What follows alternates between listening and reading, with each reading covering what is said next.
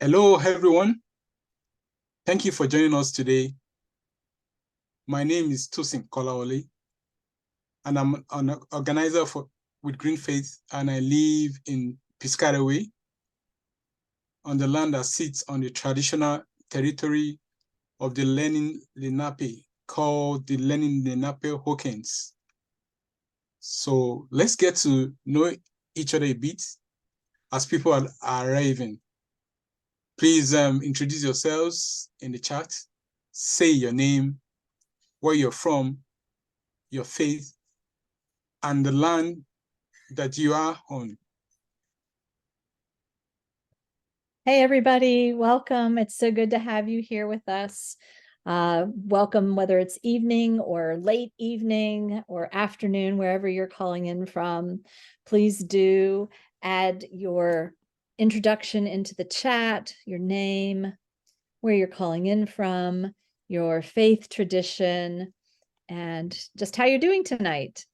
My name is Amy Brooks Paradise, and I also organize with GreenFaith like Tosin. I'm a UU minister, and I live outside of Charlotte, North Carolina, on the land of the Catawba, Sugary, and Watery Indigenous people. And it's so good to be here with you this evening. Welcome. I think we probably have another minute or two before we get started, so feel free to keep adding to the chat. We're so glad you're here with us this evening.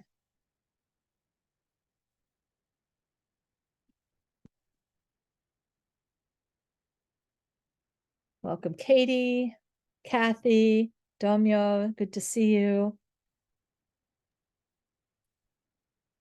Eliza, welcome.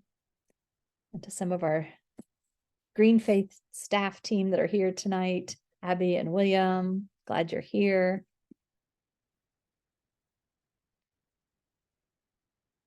Allie and Sarah also, so glad you're here. We'll give it another minute to see who else wants to join. It's always hard to tear yourself away from dinner and get on a call after a long day. But we're looking forward to doing this welcome call and sharing with you about GreenFaith, and look forward to getting to know you.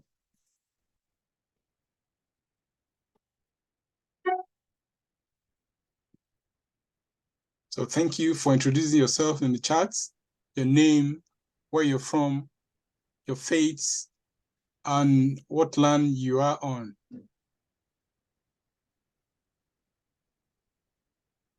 We'll be commencing momentarily.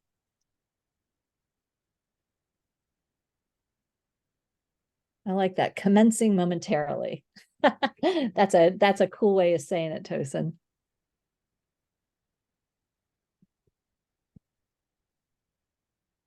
Is everybody doing all right tonight? I know we're all muted. Maybe wave or give us a thumbs up or a sideways, or you're struggling, but how you doing? I see some thumbs up. Oh, yeah. Oh, I got some celebration going on. Yay. Hi, Sandra. Hi, Martha. Oh, it's great to have you all joining us. We've been checking in the chat.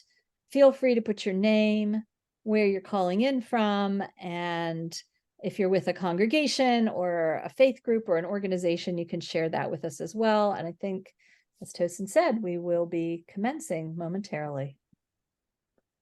Over to you, Tosin. Thank you. So once again, welcome to our GreenFaith welcome call. And so here is what we're going to be covering today.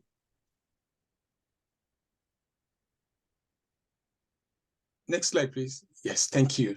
So first item on the agenda is welcoming and grounding, which we're already doing now.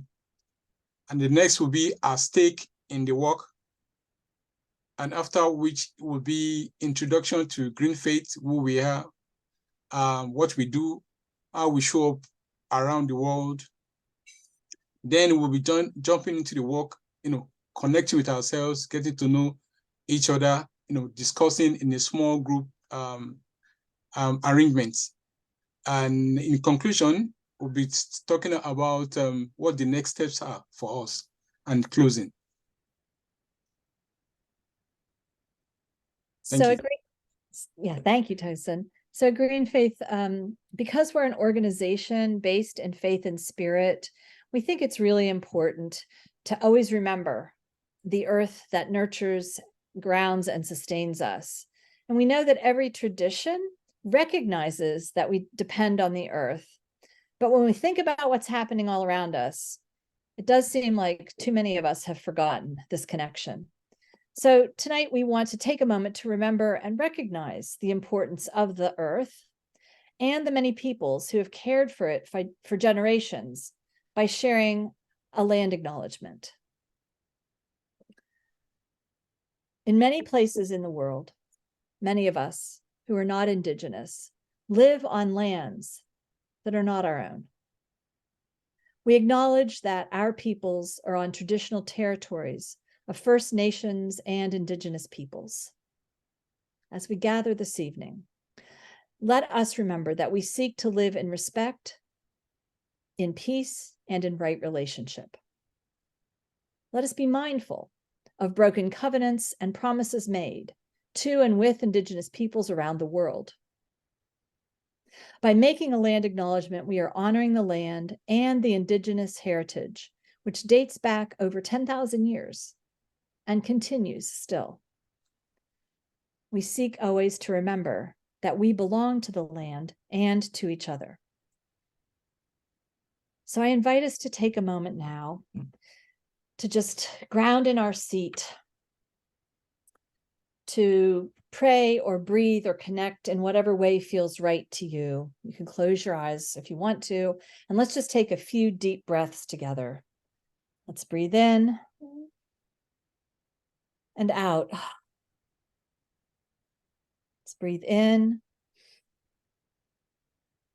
and out. This air connects us. This land connects us. We are a part of the earth. Let us remember as we do this that we are people of spirit and faith and people of the land first. As we do this, remember that we are also meant to boldly care for the planet and for each other. And let us remember with joy that together we are powerful. We make a difference. And so to the God who we call by many names or no name, thank you for this time together.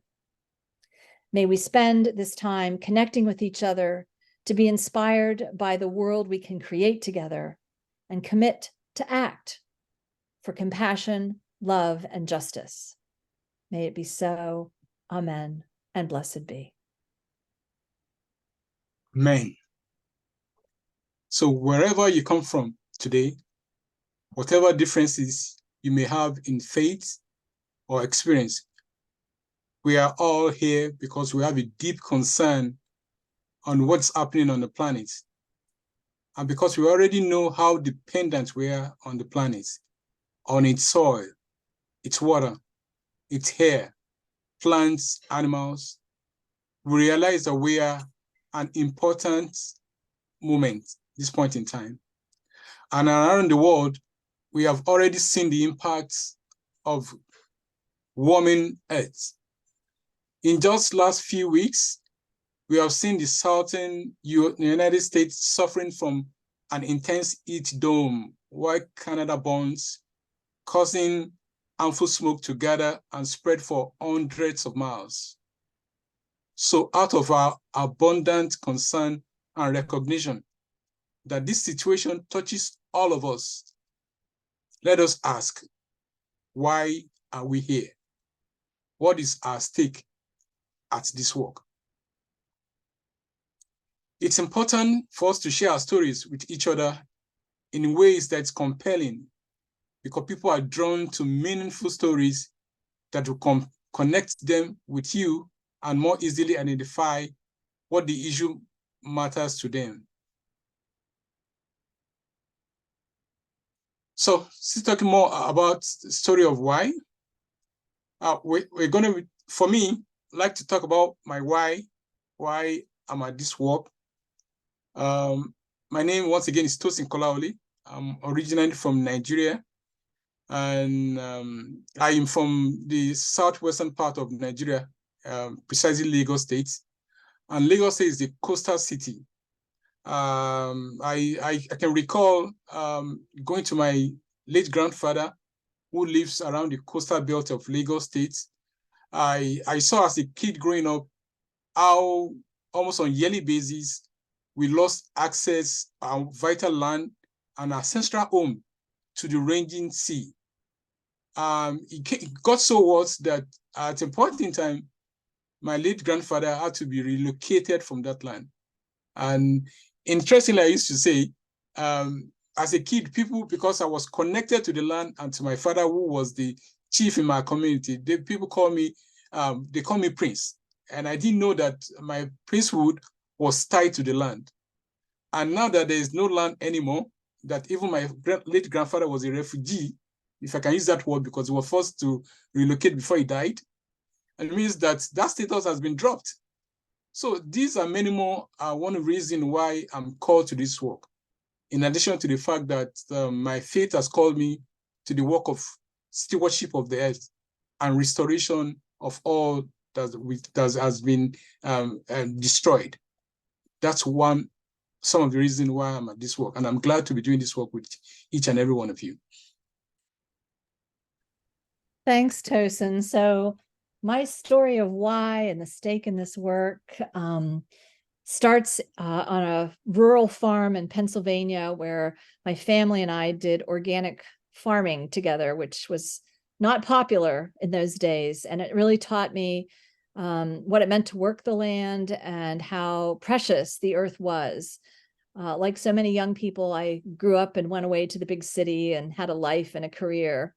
But I always kept my understanding that the earth was precious in the way that I ate and trying to live frugally. But I really didn't kick over into doing this work with GreenFaith until the 20-teens, when I was in India and I was learning about the devastation in that country during the day in a program I was in. And then at night I would go home, this was 2017, and I would watch the fires burn in California.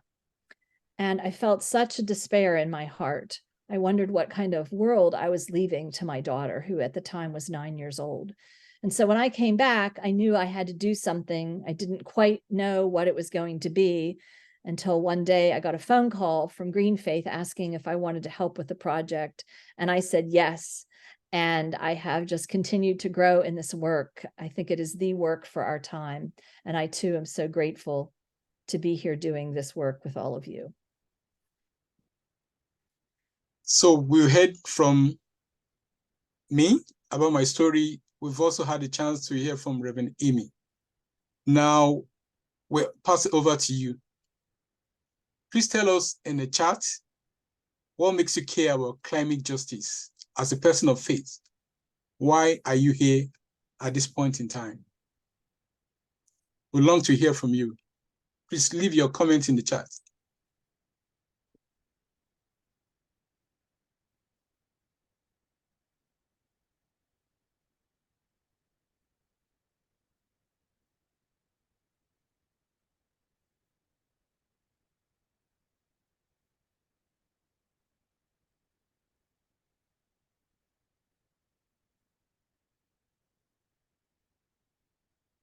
What calls you to be here tonight? Katie, it is an emergency. Amen.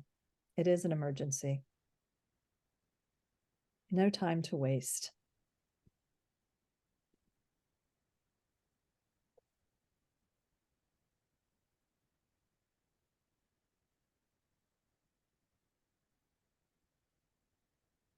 I love that. As a Quaker, I believe stewardship brings wholeness and enlightenment to the individual and fairness to the world.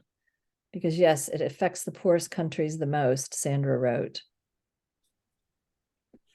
Abby, my faith requires me to care for the planet and other people no matter what.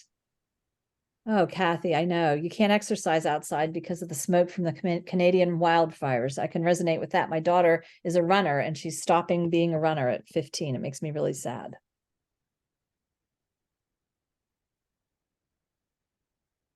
The end of everything I love. These are powerful. If you resonate with any of these reasons, wiggle your fingers or use an emoji, a thumbs up, whatever works for you.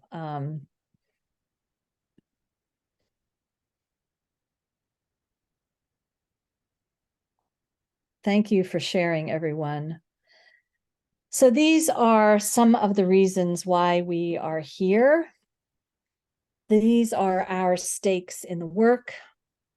And so we want to think about tonight, as part of our introduction to GreenFaith, how can we respond?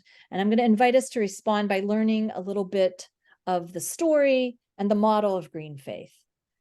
Just a little history. GreenFaith got started more than 30 years ago in New Jersey, when the founders returned from the UN Earth Summit in Rio de Janeiro in 1992 and realized the critical responsibility we have as people of faith to protect the earth. And for many years, GreenFaith focused on the spiritual and religious education of people in congregations to bring them into the work. We talked about greening our facilities and even did some advocating for legislation to create cleaner communities, like cleaner water, cleaner air. We launched a fellowship program, which was designed to equip religious leaders to be leaders on this issue, because some of them didn't get this in seminary or in their training. And we also created the GreenFaith certificate program to recognize what faith communities were doing. But despite these efforts, it was not enough. Faced with the increasing urgency of the situation, GreenFaith realized we had to act. We needed action at a much bigger scale. We needed bold action that put pressure on decision makers, like governments and businesses and financial leaders. And so in this picture, I love the one on the right. It's our own Allie, who's on the call tonight, standing up during a presentation by the CEO of Energy Total at CERAWeek, and then getting escorted out for telling them to stop the East African crude oil pipeline. And then on the left, you see another group of people protesting. So we knew that we had to put this kind of pressure on governments, businesses, and financial leaders. And we also knew that as people of faith, we had to learn how to organize and bring people of faith into the climate movement, not as individual discrete voices, but together, united, strong, in order to have the kind of impact that would make a difference. As part of that effort, GreenFaith made the transition to doing much more activist-based work. In 2019, we launched GreenFaith International, and we began aligning more intentionally with both grassroots groups on the front lines, as well as organizations, to build a faith climate movement that is locally or regionally focused, but globally connected. And so what you see here are some of the dots on the countries where we are currently organizing. And the way that we're building this movement is through what we call relational organizing and the formation of GreenFaith circles. And so again, these are countries where we're organizing, and we have circles and groups in all of these countries. Now, as part of our work, we decided to update our mission and vision statement and create some value statements in order to reflect this new work that we were doing and to support it in a good way. So what I'd love to do would be to invite somebody on the call, if they would just like to read out loud our mission statement. Is there somebody here who would be bold, who could read that for us? Go ahead and raise a hand or unmute yourself if you can. I'm trying to see if anyone's raising their hand. I'm happy to. Thank you. Sure. Because the earth and all people are sacred and at risk, GreenFaith is building a worldwide, multi-faith climate and environmental movement. Together, our members create communities to transform ourselves, our spiritual institutions, and society to protect the planet and create a compassionate, loving, and just world. Beautiful. And then our vision statement. And I am going to invite you, if you want, to just close your eyes and let the words wash over you as I read that. And if you find a phrase, if you hear a phrase that you love as I'm reading, open your eyes and type it in the chat. So here's our vision statement. This is the world we hope to create. And if my dog is whining in the background, I apologize. So here we go. We envision a world transformed in which humanity in all its diversity has developed a shared reverence for life on earth. Religious and spiritual communities everywhere generate a moral awakening to the sacredness of the earth and the dignity of all people. Together, we are building resilient, caring communities and economies that meet everyone's needs and protect the planet. The era of conquest, extraction, and exploitation has given way to cooperation and community. The good life is one of connectedness with each other and all of nature. It's a world of flourishing life that replaces despair with joy, scarcity with shared abundance, and privilege with justly distributed power.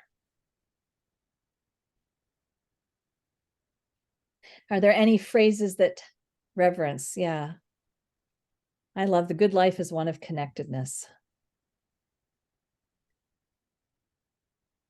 Sacredness of the earth and the dignity of all people. Yes.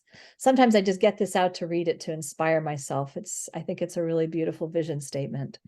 And finally, we just wanted to have some values, just like short, pithy phrases that would remind us how we want to do this work. And so our values, we have 6 of them, and here they are. And I just invite you to look at those for a moment. Rooted in spirituality, moved by compassion, passionate for justice, inclusive by nature, responsible in practice, and bold for good. I wanted to share all of these. I know it's a lot of talking, but it's so easy to forget to ground in what we're about. And I think these are great things to come back to again and again. We also had to think about how we were going to do this work.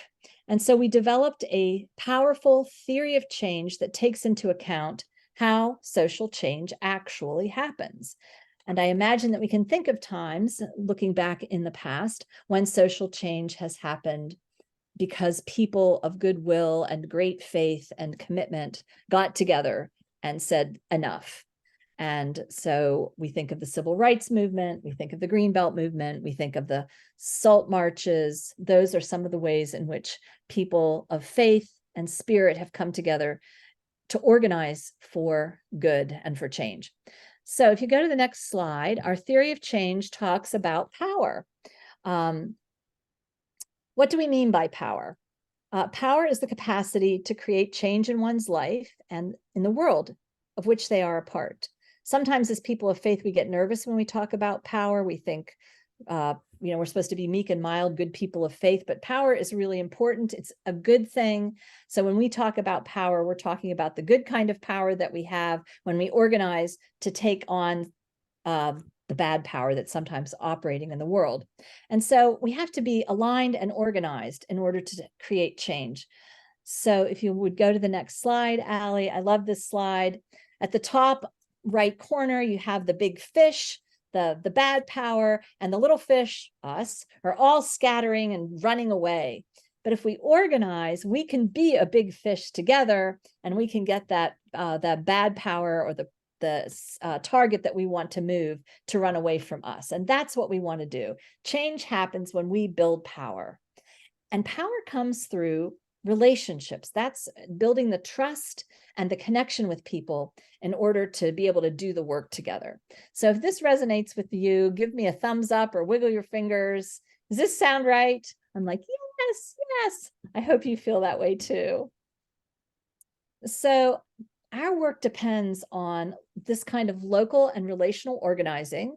We also do some work distributed and online, because this allows us to build both strong relationships, but also connect with people who might not be near us, people who might otherwise be isolated from the larger movement. And we need all these people to come together in order to be effective. So I want to dig into for just a couple minutes into this, what this process looks like. So we have a process that we use. If you'll go to the next slide, it has 3 components: base building, education and training, and public action.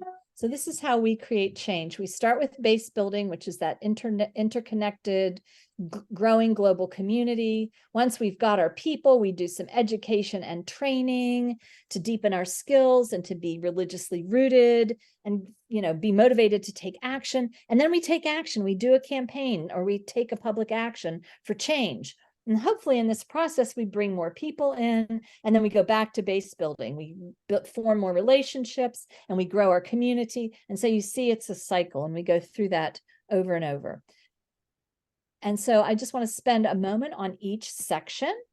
The first one is base building. We have to do some outreach. Yes, there we go. We have to do some outreach because we are only as strong as our relationships. And what you see here is people who have come together to build this kind of power. Don't they look beautiful when they're all together? So many people who've come and said, we care, we're going to work on this together. So building relationships with people, understanding what our stake in the work is so that we have that shared commitment and connection. And then at GreenFaith, we build what are called circles, which are small groups to support and ground each of us in the work. And so as you saw earlier with the map, with the dots, we have people building circles in all of these different countries. And then we come together sometimes regionally in a country, sometimes globally to take action together. So the next piece of the work is the education. And so there's a lot of pieces to this. We always want to ground in some kind of eco-theology.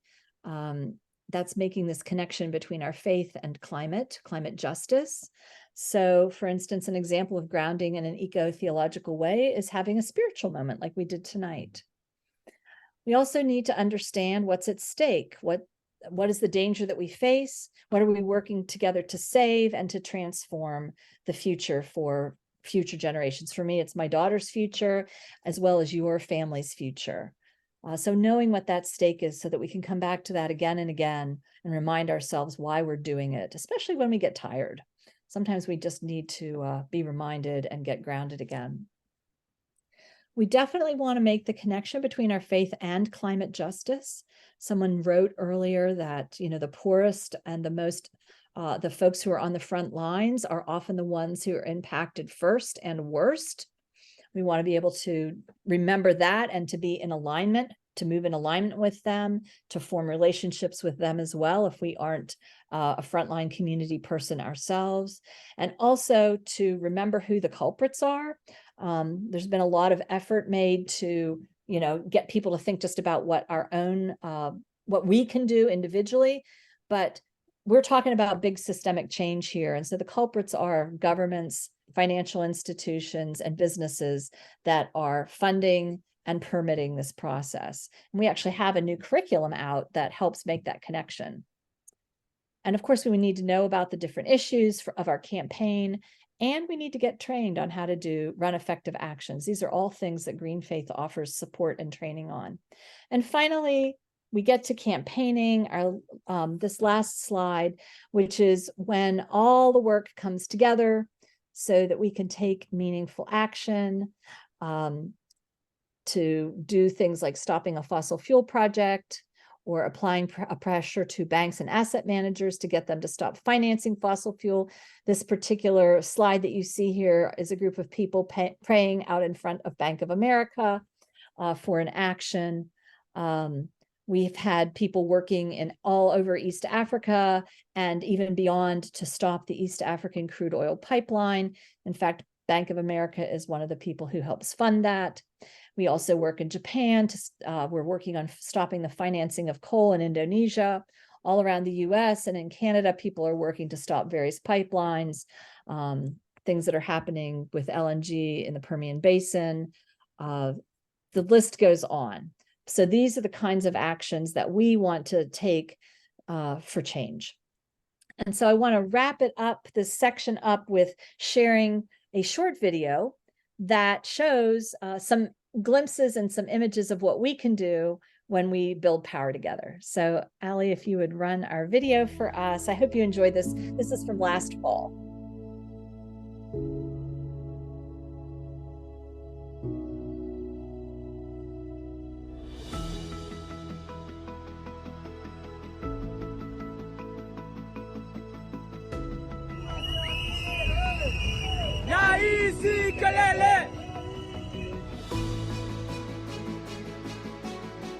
Awareness for the people who were affected by.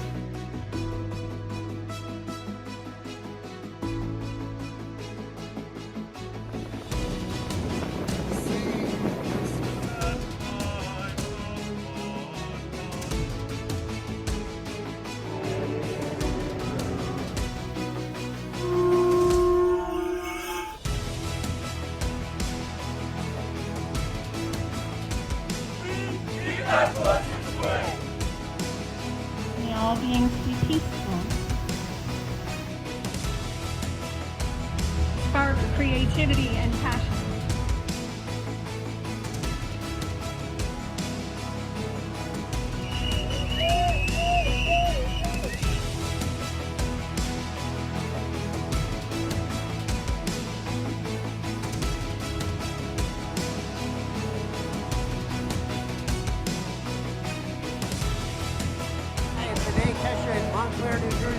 Knows what is good for this world.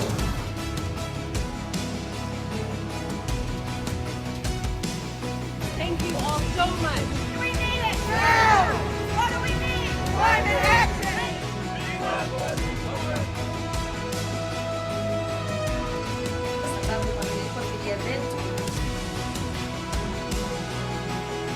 Just renewable energy.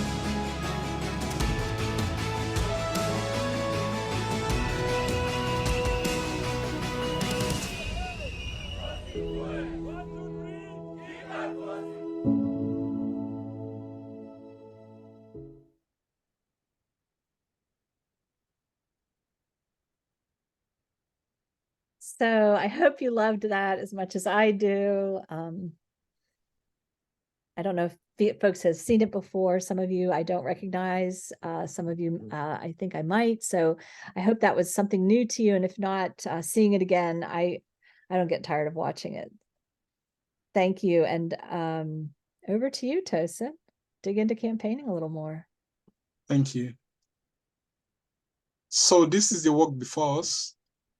We know what is at stake, and we're working together to create the path forward that helps us to be faithful to our values and the GreenFaith's mission, and to boldly demand better policies and systems for a world that is sacred and at risk.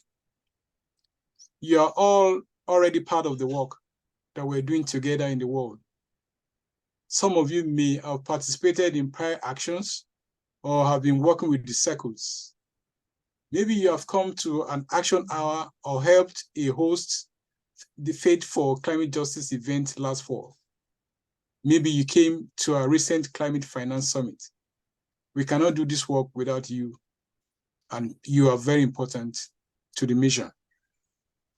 Now we want to focus more specifically on campaigning in the United States. Next slide, please.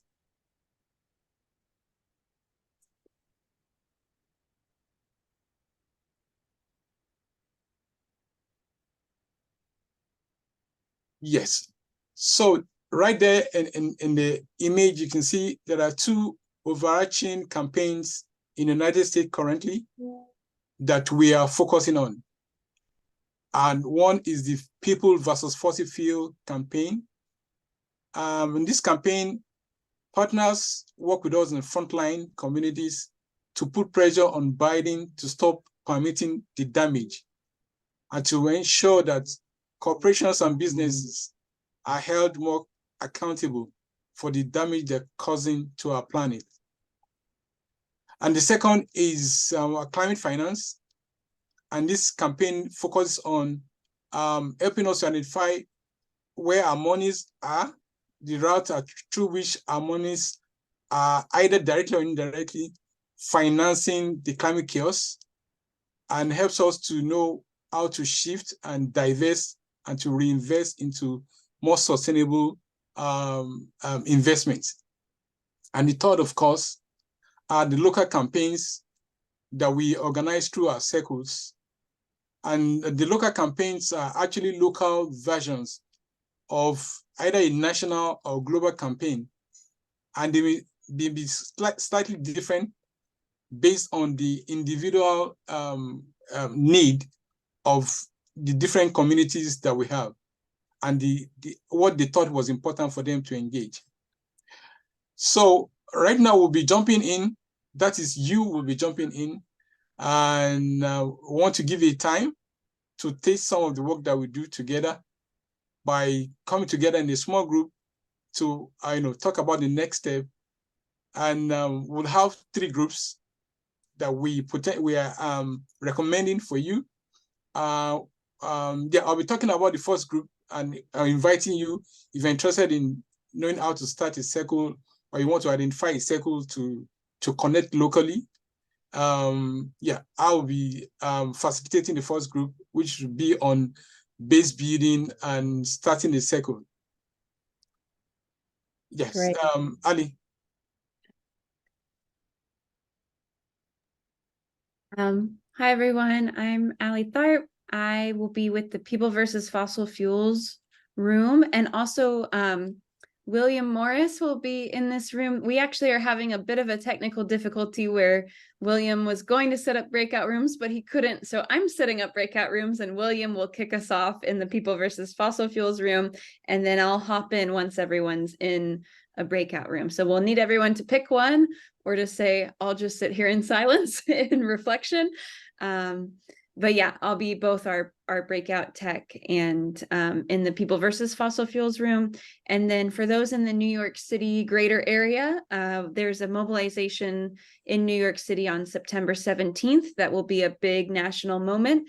And we'll also be going into some detail about that in breakout room number 3, People versus Fossil Fuels / New York City March. Great. And I'll be in breakout room number 2, and we're going to talk about campaign finance. We can talk about how to divest individually. We can talk about how to get your congregation or faith community to think about divestment. We can also talk about local actions, putting pressure on banks or asset managers, as well as virtual actions, unifying with people around the country who want to also do divestment. So I'll be in room 2. Hope to see some of you there.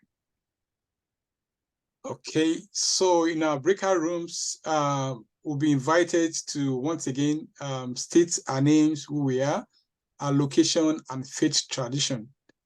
And so for each of the breakout rooms, there are different prompts that we're suggesting for you to guide your conversation.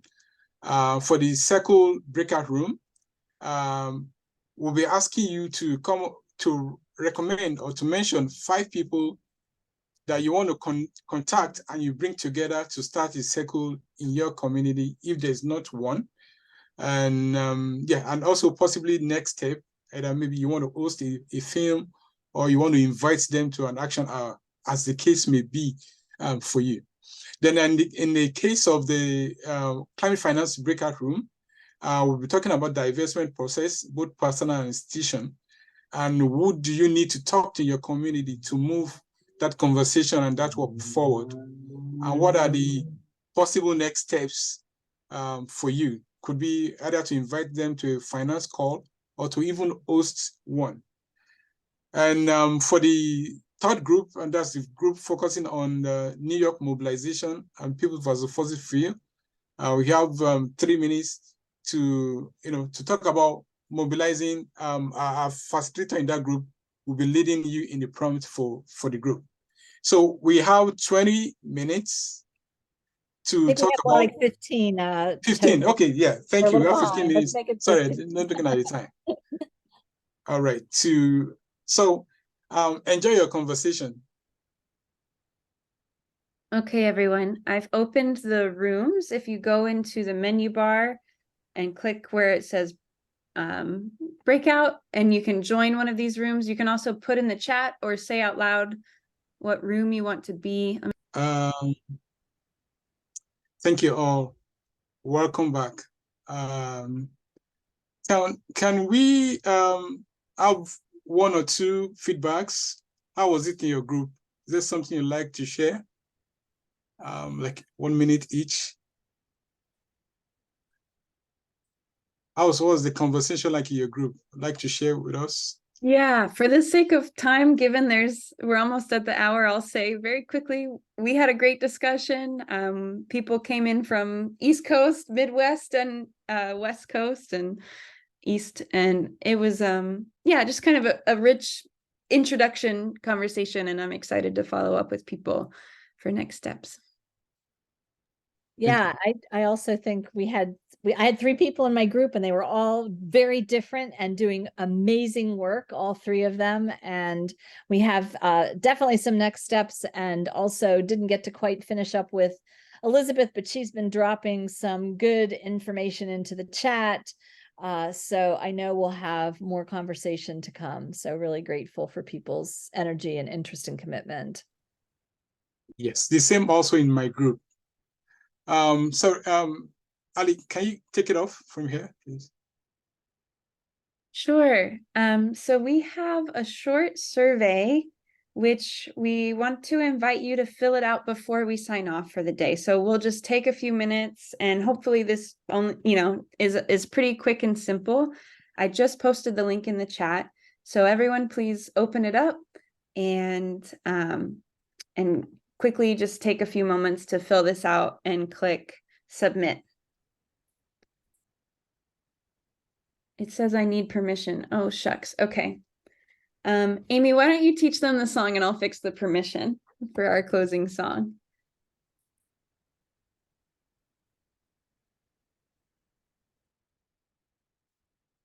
Hi, had to get unmuted. Yes, so one of the things that we think is really important is to have a really good culture that surrounds the work that we do. So we always start with some kind of spiritual grounding. And more recently, we've been adding music. So we have this wonderful compilation of GreenFaith songs that were put together in partnership with Peace Poets. And I'm actually going to just drop that right here in the chat. But I'm going to teach you one of these songs. And it's called We Got Faith. So what I'm going to invite you to do is to make sure you're on mute. And I'm going to sing a line, and then you can sing it back. We'll do it that way one time, and then we'll sing it through all together the second time, just to start learning this song. So it goes like this. We got faith in the people. All right, I'm going to ask you to sing it back. You can be muted. It's better if you're muted. So let's do that. We got faith in the people. We got faith in the planet. We got faith in the planet. We got faith we can make it through. We got faith we can make it through. And today is the day we will stand for creation. And today is the day we will stand for creation. And the future generations too. And the future generations too. All right, so we're going to sing this again. I'm going to put can we put the lyrics in the chat? Yep. Okay, fixed. Okay, so here's what I'm going to say. Let's go ahead and fill out the poll. And then when we're done, we're going to sing it through one time. How does that sound? Okay, so go ahead, Ali, with the poll. Go ahead and fill that out. And when we're all done, we'll sing a song to say goodbye. Okay, here's the poll link, everyone. Go ahead and open that. I see one person's already hit submit. Thank you, Kathy. Way to go. And it's a pretty quick poll. Please just take a couple moments to fill that out. Someone says, need permission, need permission? No, those are older. Oh, that's fixed. Oh, that's before. Yeah, you can if it still says that, just refresh your browser. Thank you, Kathy. Thank you, Kathy. Okay, and we do this because it's so easy to forget as soon as you leave to fill out the poll. So I'm going to stop the recording.